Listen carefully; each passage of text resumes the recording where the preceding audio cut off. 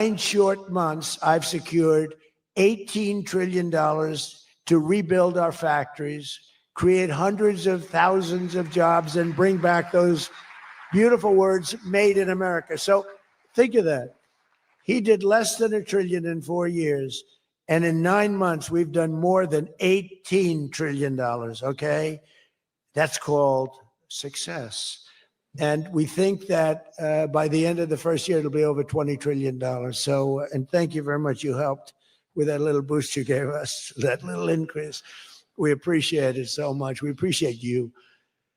So it's just one example. Under the deals being signed this week, workers at GE Aerospace, I think he's here. Where is he? Stand up. What a job you've done with your new engines. And where are you? You're there. It's not a very good location for you. I thought you have been amazing. Great new engine that's supposed to be more efficient, more powerful, and less costly. That's not a bad combination. But GE Aerospace will soon be delivering dozens of new airplane engines for 787 Dreamliners in Saudi Arabia's commercial fleet. Big order. It was a big order just secured. Every new job and every new factory created by these announcements builds up our middle class and really strengthens the industrial backbone of America. And, you know, I view it differently. I used to view it as it's great, great, great. The stock goes up. I view it, everything as jobs now because I don't care. I care about jobs. And we have more jobs. It was just announced. We have more jobs right now than we've ever had in the history of our country. Those are big numbers. You know, it's like crazy. It's just a great stat. More jobs today than we've ever had in the history of our country. And we're going to be producing a lot more are coming. In my first term, we built the greatest economy in the history of the world, and now we're do it again. But this is really bigger and better and stronger. The first term, we had what was considered the best economy that any president has ever had. That's nice. And we got hit with COVID, remember? And we did a great job with COVID, but that was a horrible thing for the whole world. The whole world suffered. Your country suffered. Everybody suffered. And despite that, we had the greatest economy. And before that, forget it. We blew it off the charts. I'll never forget, I met with pollsters the day before I got the news about COVID, but I met with 2 pollsters because we were starting to think about the next election. They said, sir, if George Washington and Abraham Lincoln came back from the dead and they aligned and they went for the president, vice president as a combination, you'd be beating them by 25 points. And then the next day I was told that something strange is happening. There's a lot of death being reported in a certain country. I won't tell you which one because that country is well represented here, but you know which one. And thousands and thousands of people are dying. And I said, that's strange. What would that be? And it turned out to be a disaster for the world.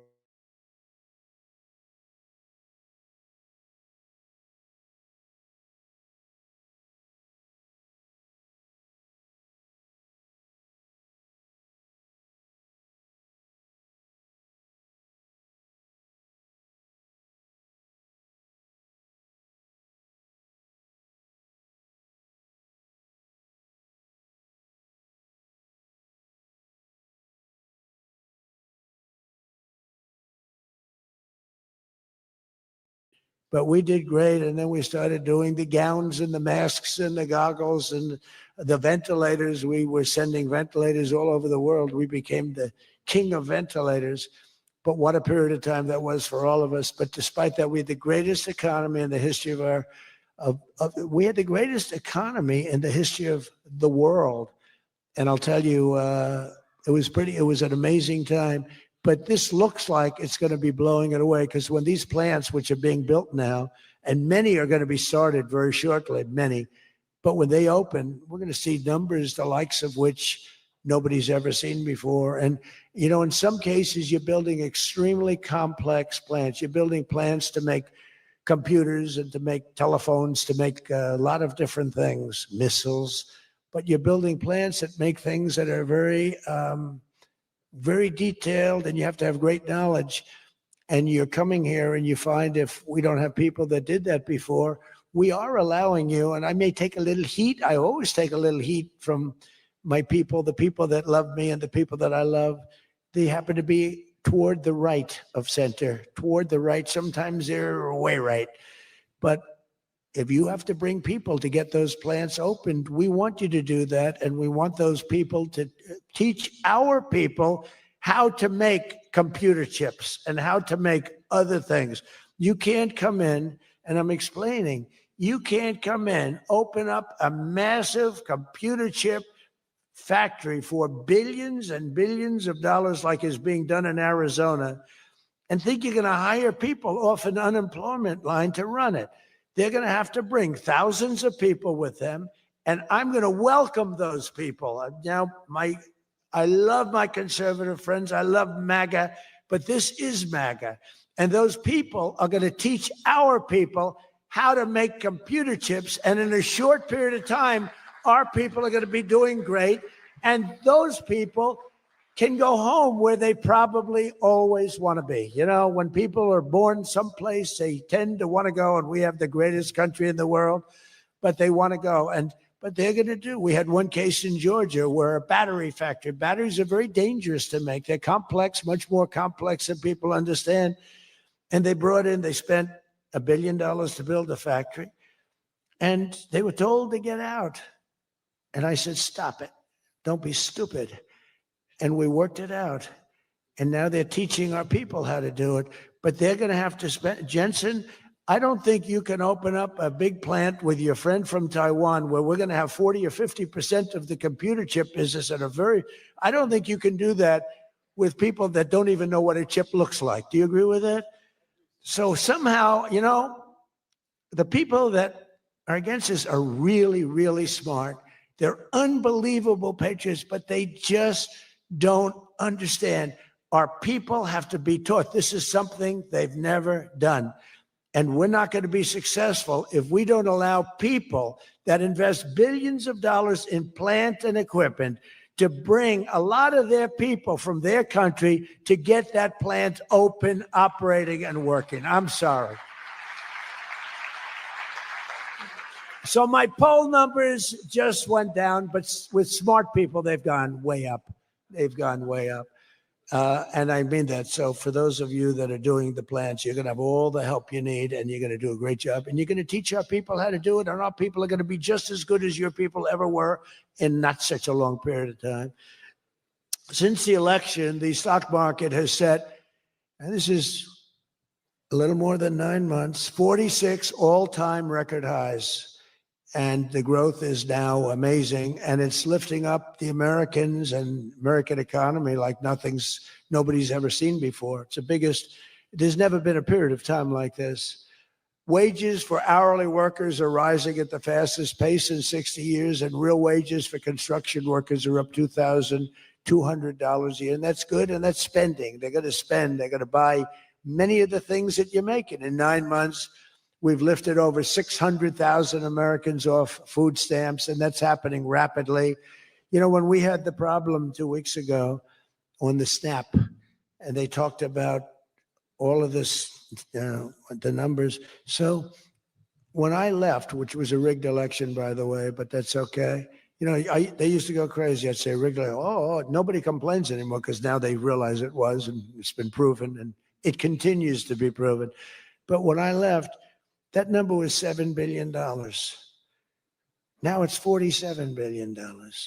That's Biden. So if you think about it, if Kamala, who's the same basic thing, grossly incompetent, he was incompetent, they're all incompetent because their policies are incompetent. Open borders, men playing in women's sports, transgender for everybody. I mean, they got the worst policy. I don't talk about it too much because if I talk about it, they might change. So, no, I don't talk about it. I tell people, don't talk about it. Wait till 2 weeks before the election and hit the hell out of them. Right? We talked about that, right, Elon? Said we wait 2 weeks before. It's almost like you're at a war. Don't shoot yet. Don't shoot. Hold your fire. The enemy's rushing. Hold your fire. Don't shoot. Okay, now you can go. 2 weeks before. But I watched a guy the other day, a congressman, fighting for men playing in women's sports. And the new weightlifting record for a certain weight was just set. The man was 119 pounds higher than a woman champion who was a phenomenal champion. Beat her by 119, and he was an average lifter prior to transitioning. A lot of the Saudis are sitting here saying, what the hell is he talking about transition? They don't do, Yasser, they don't do a lot of transitioning. They're sitting here, the Saudis are saying, what is he talking about? They're saying, what do you mean women are playing against men? No, that doesn't happen, does it? Yeah, it does. These people are crazy. 1.9 million more American-born workers are employed today. Think of that than when I took office. So we picked up almost 2 million workers, and more Americans are now working, as I said, than at any time in the history of our country. Under Biden, 1 out of every 4 new jobs went to increase the size of the federal government. So in other words, 1 out of 4 was a federal worker. Well, I love our federal workers, but that's not the way you can build a country. It's a short road to a disaster. Under my administration, 100%, think of that, of all new jobs created came out of the private sector. In fact, the federal government, we cut thousands and hundreds of thousands of jobs out of the federal government. Now, if I wanted to do something for purely political reasons, I'd say, Susie, let's hire a couple of million federal workers. And you know what happened? Unemployment is unbelievable. We don't do that. They did that. They used to hire workers in order to fudge up the numbers, the federal workers. By the way, Susie Wiles, most powerful woman anywhere in the world by the biggest, most important magazine. Susie Wiles, she had a father, Pat Summerall, the great announcer, football. He was a great football player, became an even greater, the voice of the NFL, and he was supposed to be a tough cookie, and I believe it 100%. Most powerful woman in the world. She can take out a country, take out a country with one phone call. That's power. I don't know if I could do that, but she could. Thank you, Susie. Do you feel good about the job you're doing? Huh? She's never going to be satisfied. She's doing a great job. We're also making incredible strides to make America affordable again. That's a new word that they're using. Affordability, they talk. They had the worst inflation in history. They had the highest prices in history. The country was going to hell. The only thing that we're going up in is our stock market, okay? The only price that we really have, I mean, we're bringing prices down, but they came up with a new word, affordability. And they look at we were all about affordability, and everyone assumes that that meant that, no, their prices were high.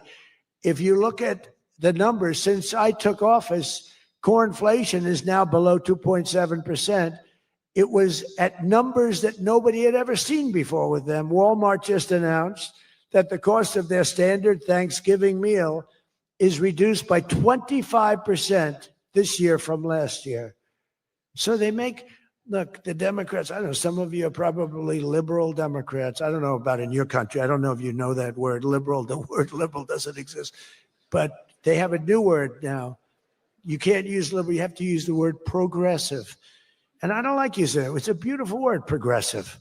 Progressive, that's not them. They're regressive. No, they're regressive. Think of it. So if I don't get in, we have $20 trillion. Let's say she gets in. Instead of $20 trillion, you'd lose $10 trillion, and your welfare and other benefits would go up by 30%. Look at SNAP. Look at what happened there. From 7 million to 47. From 7 billion to 47 billion, it would be that. So we would lose business, countries and companies and people would flee our country. They would flee, and all of the other things would go up. In other words, would end up with a shell of a country, and I'm being nice when I use the word shell.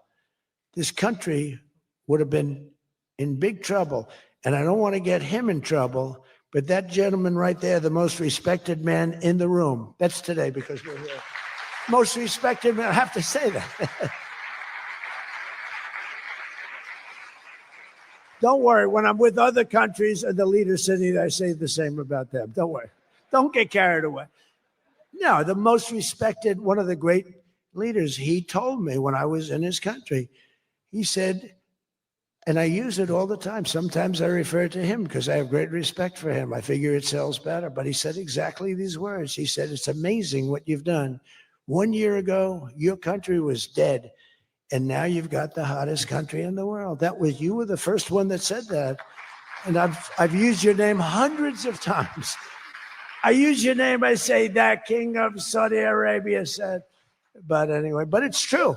We were a country that was in really bad trouble. We were a country that would have been dead, I believe, within a year or 2 years after the election. We were headed in a very bad direction. And now we're headed in the best direction, I think, that we've ever been headed. According to the USDA, Turkey is down, think of that, 33%. And I'm not talking about the country of Turkey. He's doing fine. Erdogan is doing good. Just want to, I don't want him calling me. I'm not down 33%. He's a friend of ours. We got to take care of our friends. Since March, egg prices are down 86%. Think 86%. Many other prices are down in a similar number. When I first came into office, my first 3 days, I had a news conference, and they started screaming at me. Those people, it's a lot of people back there. Look at all the fake news. They started screaming at me, eggs, eggs. I didn't know anything about it. I said, what's going on with eggs? They're up quadruple. I said, I've only been here for 3 days. And we'll work on it. And we got them down very substantially. They said, don't buy eggs for Easter. At the White House, we have an Easter egg hunt. We buy thousands of eggs. People come from all over, thousands. They asked me, sir, would it be possible this year to buy plastic eggs? I said, I'm not buying plastic eggs. The kids are going to pick up an egg. They're going to, what the hell kind of an egg is this?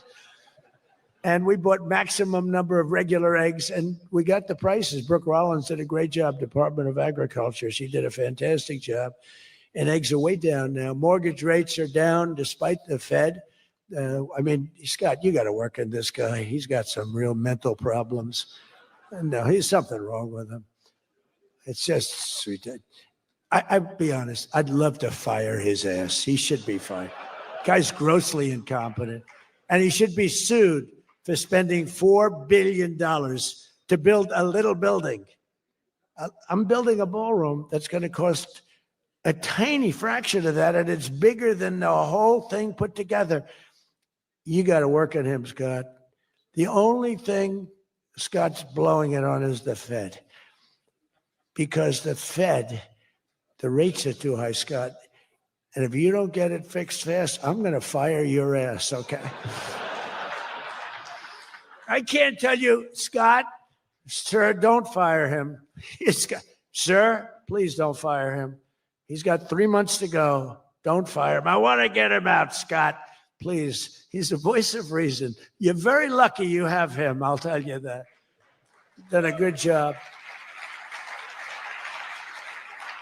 I think Howard's a little bit more for firing him. Right, Howard? I think Howard would say, get him the hell out of there. Anyway, well, congressional Democrats wanted the largest tax hike in history. They wanted to raise your taxes by 42%, 44%. I proudly gave you the largest tax cuts in American history. Don't forget, the great big beautiful bill doesn't kick in until January 1st. So all these numbers that you're reading about, all these great numbers, that's without the tax cuts. The tax cuts take effect on January 1st, and that's no tax on tips, no tax on overtime, and no tax on Social Security for our great seniors. Even people that go buy a car, they've never had this. Middle-income people don't know what the word deduction is. They don't know. This room, they live on deductions. Me too. How much of a deduction do I get? We all live on it. Middle-income people, they don't know about that. They don't really have deductions. We're giving them a deduction on the interest if they buy a nice Tesla car and they borrow the money. You're so lucky I'm with you, Elon. I'll tell you, has he ever thanked me properly? Although I do let him buy other than electric cars, but these are minor details. We had a mandate, which even Elon thought was ridiculous, that everybody has to have an electric car by 2030. And once, fortunately, he said, that's a ridiculous thing. So I keep quoting, but I'm giving them a deduction. Now, Elon would like to have it differently. A deduction only if you buy a Tesla, right? But we'll let it be for everybody. But think of it. You get a deduction on the loan, on your interest payment.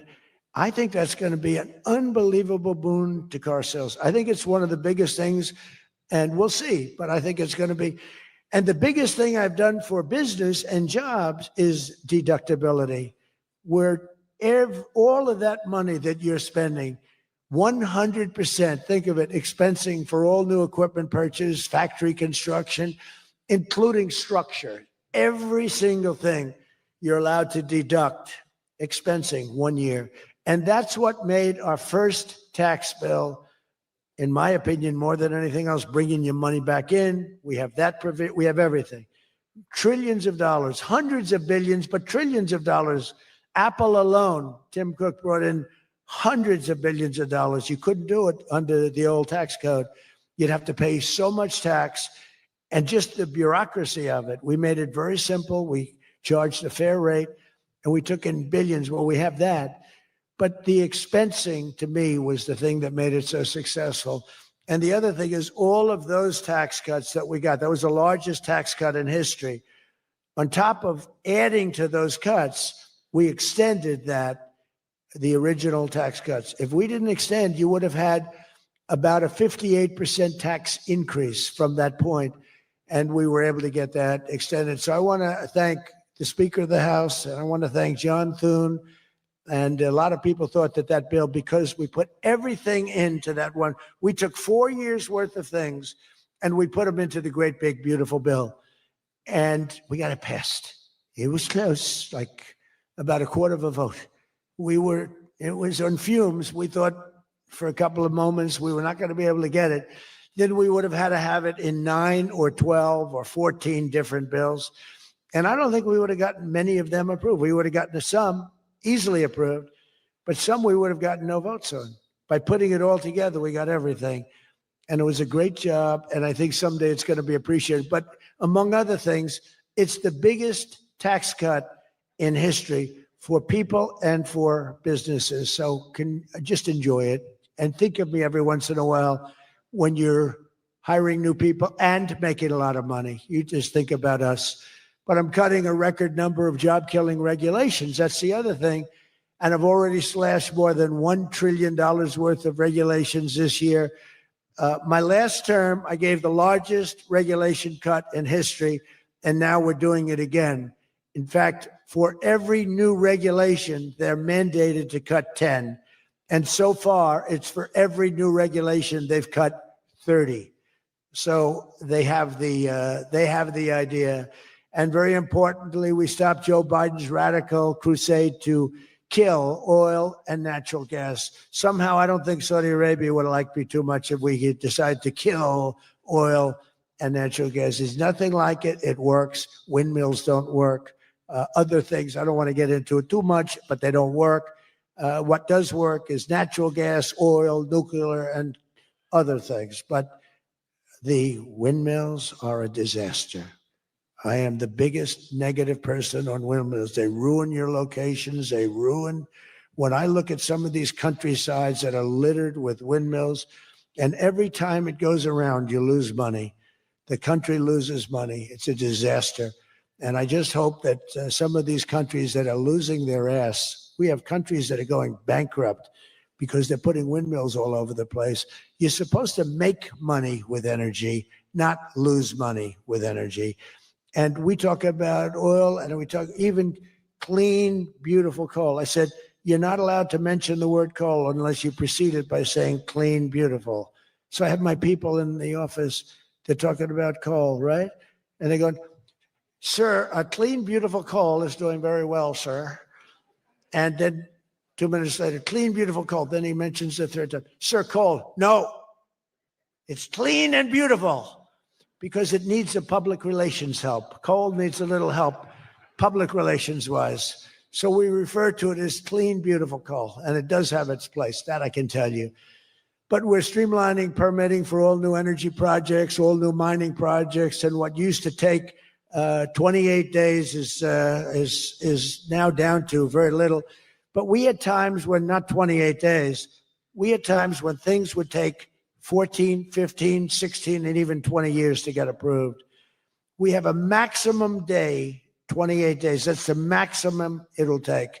It'll never take more. You can come in with $1 trillion factory. You can come in with what it takes, a maximum of. You don't have to go years and years and years, be abused by bureaucracy. If you build a plant now, you're going to have your plant done within 28 days. And a lot of you are all, because I see everyone shaking their head, you're all agreeing. We're getting you approved by very smart people quickly.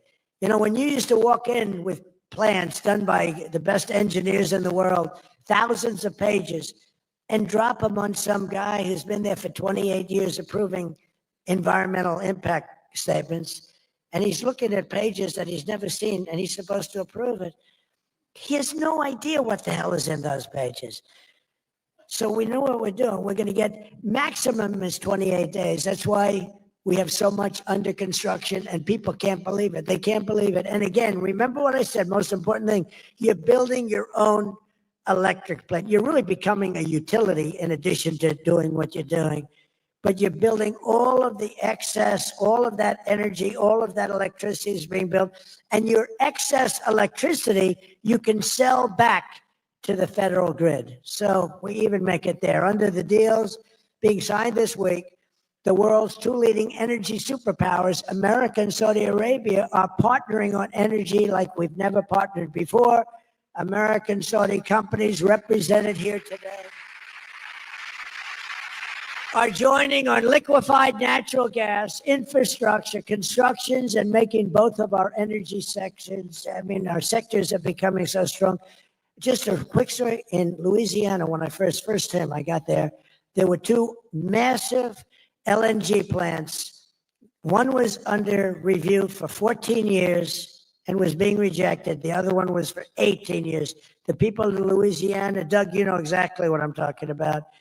And then one was $20 billion, one was $24 billion, like the biggest things, like 3 Empire State Buildings lying on its side. It was massive. And I said, whatever happened with those plants? Well, sir, they're under review. How long has it been? 14 years and 17 years. And they had given up. Massive investments were being made by other countries and the richest people. They couldn't get them approved. I got myself involved. Right, Doug? The first one, I got approved in 1 day. The second one, I got a little cocky. I took my time. It took me 1 week. And they're both operating today, and they're tremendously successful. I got one, think of it. After 14 years, I was in office. I got involved. I got it done in 1 day. And it's been a tremendous success and made a lot of money for our country and for a lot of other people. And the other one took 1 week to get done. That one was under review, I think, for 14 or 15 years, both of them. So I'm very proud of that, actually. I also proudly ended the ridiculous Biden-era restrictions on artificial intelligence, and we will work closely with friends and partners like those in this room to build the largest, most powerful, most innovative AI ecosystem in the world. And we are going to work it so that you'll have a one approval process, not have to go through 50 states in the United States. You know, you can't go through 50 states. You have to get one approval. 50 states is a disaster because you have one woke state and you have to do all woke. You'll be back into the woke business. We don't have woke anymore in this country. It's virtually illegal. But you'll have a couple of wokesters, and we don't want to do that. We want to get the AI done, and I'm working with David. David's done a fantastic job. If he's here, I think he is. He is. Thank you. David's done a fantastic job. But we want one approval, one, and hopefully you have the right guy in the federal government. Hopefully you have the right president, but you have one approval. One approving body, not 50, not, you know, hundreds of people all over the country looking at what you're doing. And basically you're forced to take the worst and the most onerous, right, Jensen? Are you happy with that, Jensen? Thank you. If Jensen's happy, I'm happy. But what's very important, we have to do that. And we have a couple of very good, very well-meaning senators that think every state should have a right to approve. We're not going to do that because that will not allow you to do what we have to do. And we'll get that straightened out. Together, the United States and Saudi Arabia are unleashing really the most incredible new prosperity together. And we're also making history and forging peace. And I've settled 8 raging conflicts, 8 wars. I've settled 8 wars. I have 1 to go. You know what that one is. I thought that was going to be my easy one because I have a good relationship with President Putin, but I'm a little disappointed in President Putin right now. He knows that. I thought that was going to be the easy one. I settled 1 war, 36 years. I got it done in 1 day. I had another one, 32 years, millions of people killed. Even Congo and the Rwanda, they had 10 million people killed. It was out of control. I got that settled. I have a man's father who happens to be in this room doing a great job, right? Got that settled. I settled 8 wars. And I'll tell you, His Majesty would like me to do something very powerful having to do with Sudan. It was not on my my charts to be involved in that. I thought it was just something that was crazy and out of control. But I just see how important that is to you and to a lot of your friends in the room. Sudan, and we're going to start working in Sudan. I didn't think that that was one that was going to be so easy to do. We're going to start working. Mohammed said, yeah, thank you. Thank you to you. No, it wasn't on my charts because I'm good at settling disputes. And I've always been.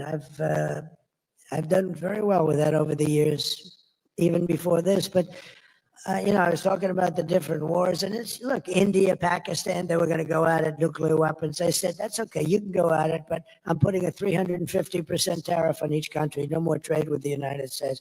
No, you can't do that. I said, I'm going to do it. Come back to me and I'll take it down. But I'm not going to have you guys shooting nuclear weapons at each other, killing millions of people, and having the nuclear dust floating over Los Angeles. I'm not going to do it. They said, we don't like that.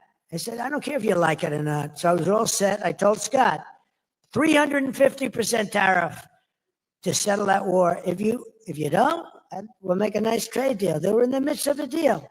Now, no other president would have done that. Another guy would have, like Joe Biden, doesn't even know what countries we're talking about. He wouldn't have any idea. There'd be no tariffs, no nothing. Just the whole world would go to hell.